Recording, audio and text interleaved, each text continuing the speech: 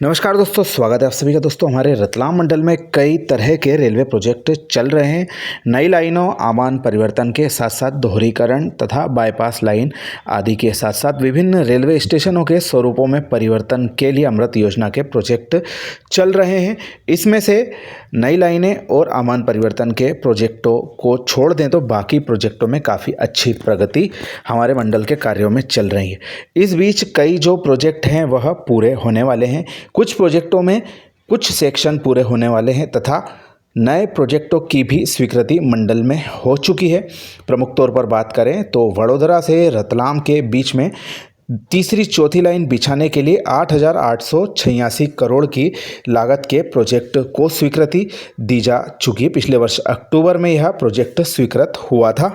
वहीं रतलाम से नागदा के बीच में तीसरी चौथी लाइन बिछाने का जो प्रोजेक्ट था वह बड़ोदरा रतलाम प्रोजेक्ट के पूर्व मई महीने में स्वीकृत हुआ था और यह खंड करीब 1,018 करोड़ की लंबाई से 41.4 किलोमीटर की लंबाई का तीसरी चौथी लाइन इसमें बिछाई जाएगी। काफ़ी महत्वपूर्ण यह भी सेक्शन है। इसके अलावा नागदा जंक्शन पर बाईपास बनाने का जो प्रोजेक्ट है वह भी मंजूर हो चुका है।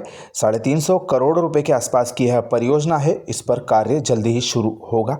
वहीं उज्जैन जंक्शन को बाईपास करने के लिए इंदौर की तरफ से जो ट्रैफिक आता है रतलाम नागदा की ओर जो जाता है उसको बिना उज्जैन जंक्शन पर लाए आगे निकालने के लिए चिंतामन गणेश स्टेशन से हमारे नई खेड़ी स्टेशन तक सीधी बाईपास लाइन डालने का प्रोजेक्ट भी सैंक्शन हो चुका है। इसकी भी प्रारंभिक प्रक्रिया चल रही।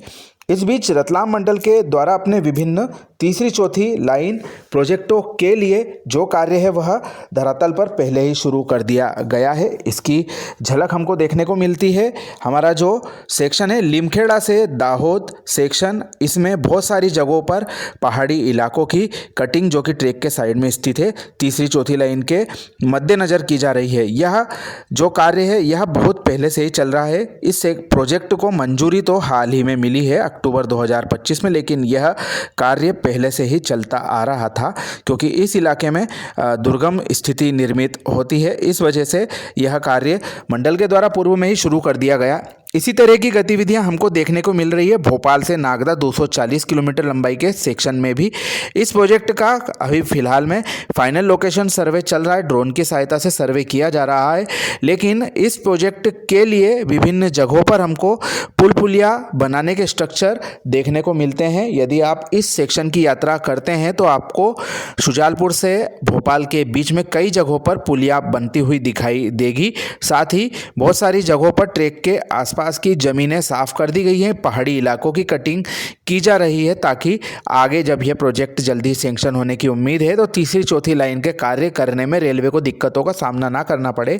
इसी को देखते हुए दूरगामी सोच रखते हुए यह कार्य रेलवे के द्वारा पहले से ही करवाए जाने लगे हैं और उम्मीद करते हैं जल्दी ही यह जो सर्वे पूरा होगा इसको मंजूरी भी मिल जाएगी डीपीआर को केंद्र सरकार के द्वारा।